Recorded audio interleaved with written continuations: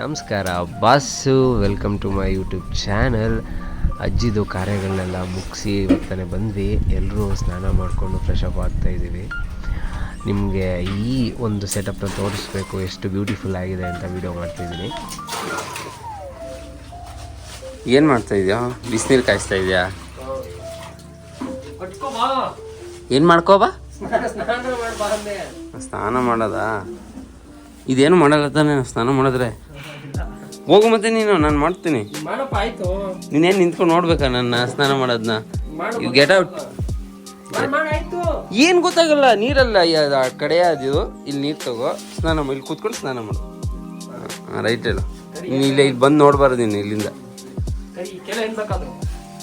ಏನು ಬೇಕಾಗುತ್ತೋ ಇದಪ್ಪ ಫಸ್ಟ್ ನಾನು ಬಂದು ಬಾಕ್ಲಾಕೊಂತೀನಿ. ಹಾಂ, ಸೋಪು ಶಾಂಪು ಕೊಡು ಸಾಕು. ಹ್ಞೂ,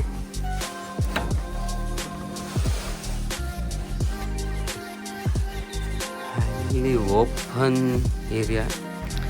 ನನಗೆ ಆ್ಯಕ್ಚುಲಿ ನಮ್ಮ ಅಜ್ಜಿ ಮನೆ ನೆನಪಾಗ್ತಾಯಿದೆ. ಏನಂದರೆ ನಾವು ಚಿಕ್ಕ ವಯಸ್ಸಲ್ಲಿದ್ದಾಗ ರಜೆಗೆಲ್ಲ ನಾವು ಅಜ್ಜಿ ಮನೆಗೆ ಹೋಗ್ತಾಯಿದ್ವಿ. ಏನಾದರೂ ಫಂಕ್ಷನ್ಸು ಅಥವಾ ರಜೆ ಇದ್ದಾಗೆಲ್ಲ ಅಲ್ಲಿ ನಮ್ಮ ಅಜ್ಜಿ ಈ ಥರ ಕಡಾಯಿನ ಕಾಯಿಸಿ ಬಿಸಿ ಬಿಸಿಯಾಗಿ ನಮಗೆ ಸ್ನಾನ ಮಾಡಿಸೋರು. ಒಬ್ಬರಾದ್ಮೇಲೆ ಒಬ್ಬರು ಅದೆಲ್ಲ ನೆನಪಾಗ್ತಾಯಿದೆ.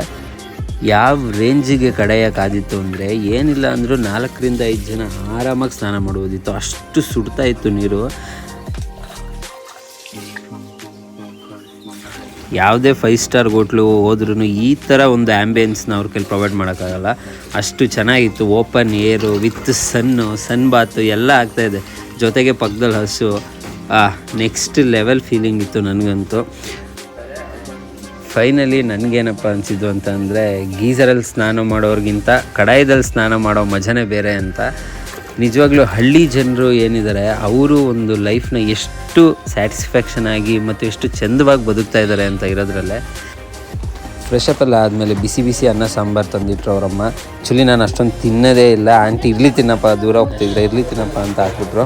ಅದಾದಮೇಲೆ ಅವ್ರ ಮನೆಯವರಿಗೆಲ್ಲ ಹೇಳಿ ನಾವು ಮತ್ತೆ ಹೊರಡೋದಕ್ಕೆ ರೆಡಿ ಆದ್ವಿ. ಇಷ್ಟೆಲ್ಲ ಆದಮೇಲೆ ಹೋಗ್ಬೇಕಾ ಬೇಡವಾ ಅನ್ನೋ ಡೌಟಲ್ಲಿ ಇದ್ದಿದ್ದು ನಮಗೆ, ಏನಾಗಲ್ಲ ಹೋಗ್ಬಿಟ್ಟು ಬನ್ನಿ, ಹೋಗ್ತಿರೋದೇ ಶಿವನ ಹತ್ರ ಅಂತ ದೊಡ್ಡವರೆಲ್ಲ ಹೇಳಿದ್ರು. ಸರಿ ಆಯಿತು, ಇನ್ನೇನೆಲ್ಲ ರೆಡಿಯಾಗಿದ್ದೀವಿ. ಈ ಚಾನ್ಸ್ನ ಮಿಸ್ ಮಾಡಿಕೊಂಡ್ರೆ ಮತ್ತೆ ಇನ್ಯಾವಾಗ ನಾವಂತೂ ಇರಲ್ಲ ಮುಂದಿಂದು ಪೂರ್ಣ ಕುಂಭಮೇಳೋದಕ್ಕೆ. ಅದಕ್ಕೆ ಆಗಿದ್ದಾಗಲಿ ಅಂತ ಮತ್ತೆ ಹೊರಡೋದಕ್ಕೆ ಸ್ಟಾರ್ಟ್ ಮಾಡಿದ್ವಿ.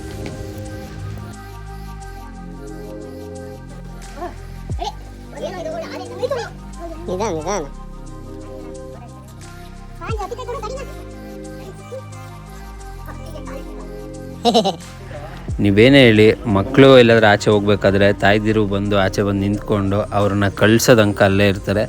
ಆಂಟಿ ಬಂದು ಎಲ್ಲ ಇದು ಮಾಡಿ ಪಾಪ ಅವನು ಖರ್ಚಿಗೂ ಕಾಸು ಕೊಟ್ಟು ನೋಡಿ, ಕೆಲ್ಸಕ್ಕೆ ಹೋಗ್ತಾ ಇರೋ ಹುಡುಗರಿಗೂ ಅವ್ರ ಅಮ್ಮದಿರು ಇವಾಗಲೂ ಸಂಬಳ ಅವ್ರು ಕೊಡಬೇಕು ಮಕ್ಕಳು, ಬಟ್ ಅಮ್ಮದಿರೇ ಬಂದು ಇಟ್ಕೊಳ್ಳಪ್ಪ ಅಂತ ಕೊಡ್ತಾರೆ. That's what mother love is. ಏನಂತೀರಾ?